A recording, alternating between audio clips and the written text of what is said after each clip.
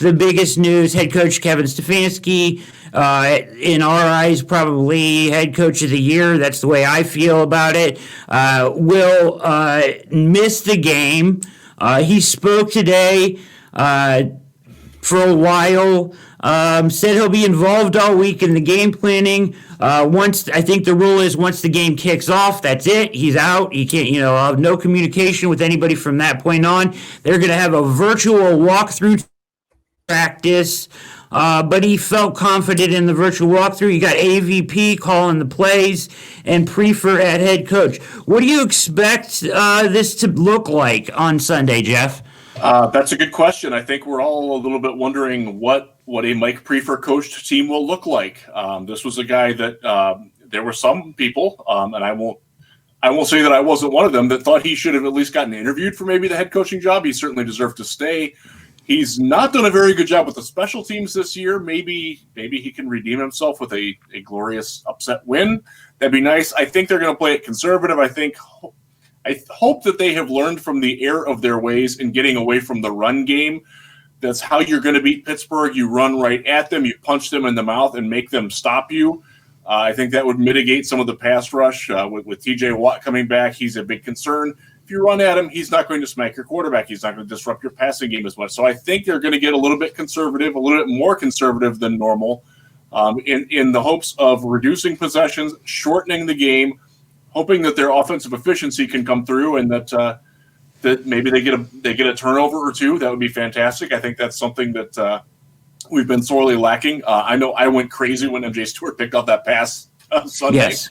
I literally leapt off my couch and said hallelujah. And I hope I get to do that again because that's the type of thing that's going to control this game. They're going to have to get a couple of extra takeaways, get stops, and convert those into points. And I think, leaning on the run game, Nick Chubb has proven he can break off big runs and make big plays in the run game from anywhere. Not many teams can do that.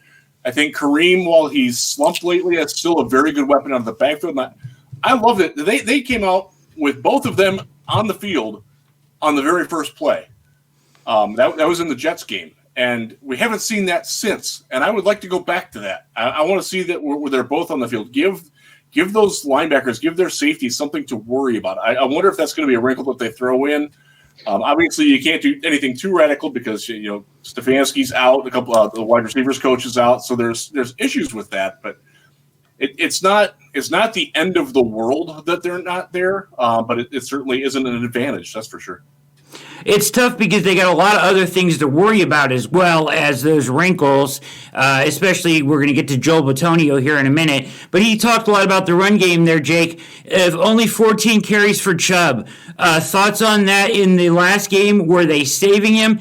And it kind of even is a little more curious because for me it was one of Kareem Hunt's worst games. Yeah, I mean, I don't know. I don't know if they're saving him. I think if you maybe get Kevin Stefanski with some beer behind a closed door, he would give away whether he was sandbagging some things. I don't know. It's tough to sit here and say that in a winner take all situation where they have to win the football game, that he would keep things close to the vest like that. That's extremely brazen. Now, could he have done that? Sure. He just felt they were going to win no matter what. But I certainly left that game thinking, I think that there were situations they wanted to run the football. Like there were a couple drives there. There are only so many drives in an NFL game. And I think that's something that people forget. And if you take tough second down sacks, they took 2 terrible second down sacks in the second quarter that eliminated drives. Those plays go from guys. You remember that makes it a 6-play drive when it could have been a 15-play drive. And that's 8 more runs right there. Or another drive, they're on 4th and 1 there in the third quarter. They're trying to keep the drive alive. Joel Bitonio jumps. So like there's 3 drives there that could have had an upward of 20 more plays, and then you get more runs. So listen, I know we all want them to run more. Nick Chubb's fantastic. I have a hard time. I have always had a hard time questioning play calling because unless it's blatantly obvious, just because I think it's a really challenging thing to do, and there's a lot of variables that happen in a split second. And the only time I really got super frustrated was that 3rd and 3, where I think eventually you got to put for lack of a better word, you got to put your best on best and say, hey, we got 2 carries here for Nick Chubb, 3rd and 3. We got to figure it out. We got to put him on the field and we got to close this thing out. So there was a little bit of point in there. I don't think they were holding on to too much, but maybe they were. And kudos to Stefanski if they were. But this is my opinion on this week's game. Like, I think you obviously want to run Nick, and Jeff, you make some great points, man. Like, you want to run Nick, and if Nick can get to 24, 25 carries, that's probably a win. That's just like the virtue of their recipe for success. But you have to create some possessions. Take the football first. Create first half possessions where you get the football the most times you can get it in the first half, because we all know, guys, the formula for the Browns winning is they got to play from in front. You cannot hand Minkah Fitzpatrick a pick six right away. You cannot go down 14-0 quickly on a double move. Those things cannot happen because the Browns get in a situation where they're down 14-0. You got Baker in the shotgun 95% of the time. TJ Watt can pin his ears back. Alex Highsmith can pin his ears back, who's done a nice job filling in for Bud Dupree. And then it becomes a tight, condensed pocket, as you guys know. You lose the run-pass deception that's so great about this offense. So to me, the first quarter, I think, is going to tell a lot of the story on Sunday. If the Browns are able to run the football a little bit, but they're also able to keep this thing close, and you can see them moving the line of scrimmage a little bit, get a couple play action schemes going, then you could say, okay, I think they can settle in and do some things here. So first quarter, very important for me. And Jeff made a great point. Make some turnovers. Make some of those little plays happen. You know, the Steelers got a bunch of little breaks in that game that people don't talk about. Juju Smith-Schuster on that ball over the middle, on that crossing route third down, about an inch away from getting broken up. Mason Rudolph eats that sack from Olivier Vernon. He fumbles it, but the ball just lands in his lap. Like, there's a bunch of little things that still went Pittsburgh's way. So I think that if the Browns can get those little 50-50 plays, 6 or 7 of them happen a game, they can get a couple of those. Like Jeff said, create a turnover, create an interception, a fumble, then you're cooking, man. So we'll see. All right, absolutely. Let's talk about Joel Bitonio missing this game. It's a crushing loss, obviously personally for him. Your longest, your longest veteran guy that's been there through the ups and downs. First of all, how does that change? I mean, the Browns, they came in, Stefanski, with the zone run scheme, right? But they've changed that. They've become kind of a hybrid run team. They do yards. They have a lot of things that they do. They're kind of multiple in their run game. That's an advantage that they bring to the table every week. Without Bitonio there, and I don't know which way they're going to go, and you guys, I'm going to ask each of you what you think. I kind of think maybe Kendall Lamb, because there's no experience anyplace else. I think Dunn played one play, and Hanse is a guy off the Jets practice squad. So, Jeff Risdon, what do you think about the run game? How much does this inhibit what they can do in the run game? And how do you combat this loss with Bitonio? It's very tough because aside from the fact that he's very good, he's also really, really smart. He's one of those guys, he's never out of position. He always understands where he needs to be on a play. He's not perfect in executing it, but he's at least going to give you a chance to do it. If Michael Dunn is in there, and it's my suspicion that he will wind up getting in, because I've seen Kendall Lamb at guard and tackle from my days covering the Texans. I don't want him on the field. I really don't want him inside. He is way too stiff. That's great to hear. Just doesn't have the movement skills or the raw power. Actually, that's not the right way to say it. He doesn't have the will to exert his will in power that I think you would see from a guy like Dunn or Anthony Fabiano, who they signed today. Blake Hanse, I remember him from a long time ago being a tackle at Northwestern, and that was like the only notable thing that I ever remembered about him. I'm aware of who he is, but I can't say that I've seen him play. So I don't know how that's going to work. He did go with he does have experience with Callahan, so maybe there's something there that he would at least understand the system. But it's a big loss. How do you get linemen acclimated? How do you get them comfortable? You come out, you punch the guy across from you in the mouth, you run the ball early. Obviously, Pittsburgh is going to be expecting that, but I think the ability to get a guy into a little bit of rhythm and not have him, on the first drive of the game, have 2 shotgun snaps where he's got to deal with Cam Hayward breathing down his neck. That would be a very rough way to go with any of this. It would be a rough way with Bitonio, quite honestly. So I would like to see them, be a little bit conservative. Maybe mix in a screen pass or a tunnel screen. They never run tunnel screens. I love the tunnel screen. It's a personal favorite of mine. I would love to see one. I think Jarvis Landry would be very good at it because he's very difficult to bring down once he gets this little bit of steam going. You got tight ends that can block it. Let's go with that. It's Bitonio. I think there's going to be some mentality. You guys know this. When a guy goes down, the guys who come in generally for one game, you can pick it up like, okay, I got this guy's back, man. We're gonna do a little bit extra and help this cover. I'm not sure how well that works in the playoffs. That's much more of a thing where you're going from week 7 to week 8. But I don't expect it to be terrible. It's obviously not going to be as good as it would be with Bitonio, but I'm going to give them a little bit of credit there. The scheme and the familiarity and the fact that these guys have practiced it a little bit. I don't think it's going to be. I think it's going to be better than what we saw, with the Chris Hubbard, Greg Robinson tackle tandem last year. I don't expect that level of catastrophe. I don't expect Rod Johnson out there. I'm hopeful that they will be able to do some things. Yeah. What do you think, Jake, as far as pass protection? How do they combat that? I know Hooper struggled on Sunday in pass protection, big time. What are they going to do? What do you think they do as far as buying Baker enough time when it does come to the play action? And a quick question for you: why do they seem to? I'm seeing a trend here of not roll. There's less. They're using the boot less and less against Pittsburgh. And why? Do you think you know the reason for that, Jake? Yeah, ironically, I'm writing on that tonight. They don't do it a ton against odd front teams, right? They don't like. It's tough to do against odd front teams, 3-4s, which are traditionally 3-4s are just 5-man fronts. They have 2 outside backers. They play both. That's 5-2 by nature. And those guys are wide players. So they play wide, and what they do crashing the backside is they don't have as big a responsibility for the backside because there's a 0 nose, and they usually have a 4-eye or a 3-tech who can kind of honor that backside a little bit more.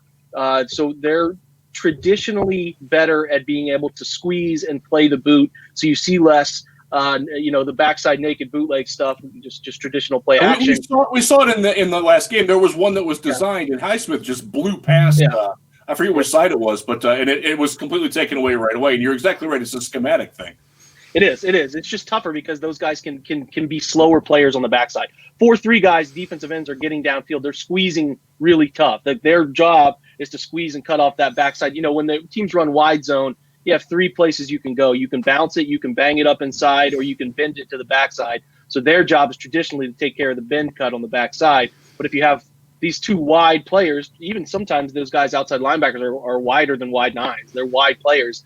They're at an angle, crashing inside, condensing pockets. They're able to move back. So you didn't see a ton of it against the Ravens. Didn't see a ton of it against the Jets because those are odd front teams. They don't like to do it too much unless you're up in the box and you say, "Hey man, looks like Highsmith's really crashing that backside. We got to take advantage once or twice." It's an in-game adjustment type of thing that they can throw at them. So I would not expect a lot.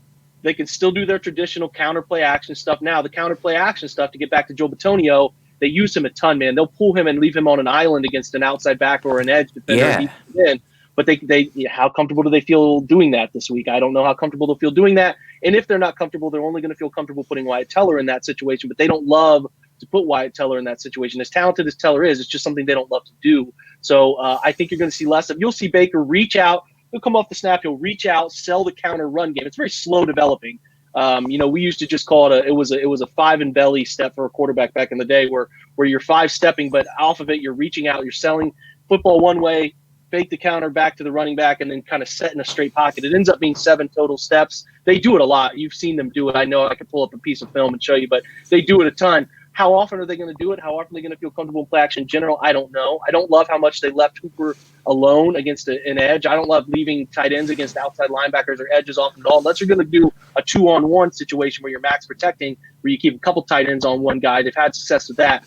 So we'll see. Those 2 sacks I talked about they took earlier, they had a guy open, a 2-man route, and had Njoku on a dig wide open that they could have hit him, but Baker slipped and fell trying to climb up the pocket there. There'll be opportunities. Like, it'll be there, but can they get by? Like Jeff said, can they hide whoever they play at guard? Can they hide them as best they can? Can they slide protection to give the center an opportunity to give a left hand out to him, to give him an opportunity? I don't know. Somebody's like, well, you could move some people. I said, I don't care who you move anywhere. They're gonna put Cam Hayward wherever your weakness is. So right.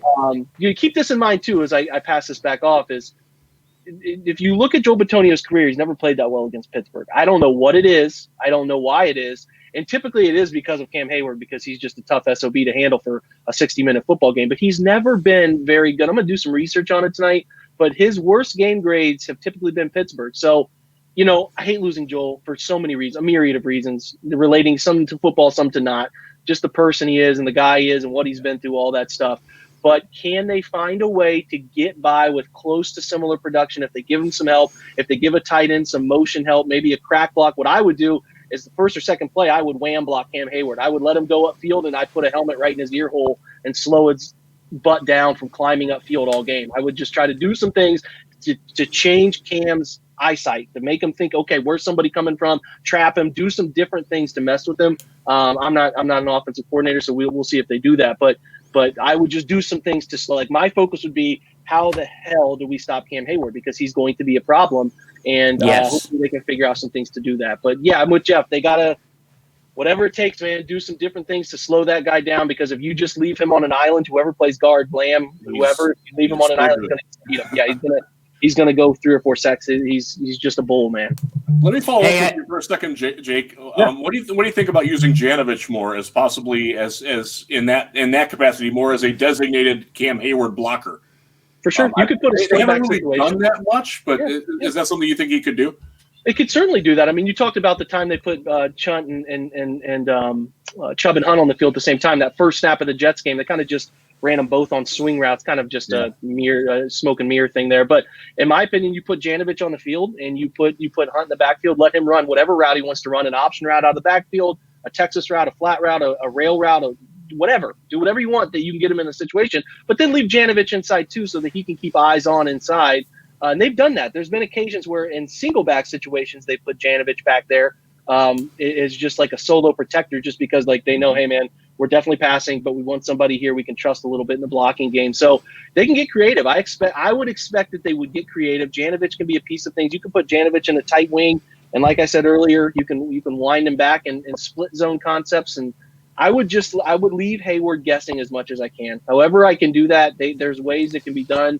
I would try to confuse, manipulate his eyes, and then slow him down however you can. Cut him a couple times. Do whatever you can to mess with him, because if you let him get comfortable and you let him get that long arm going, you let him get the 2-hand bull rush going, I'm telling you, Baker's going to really struggle. He's going to really struggle.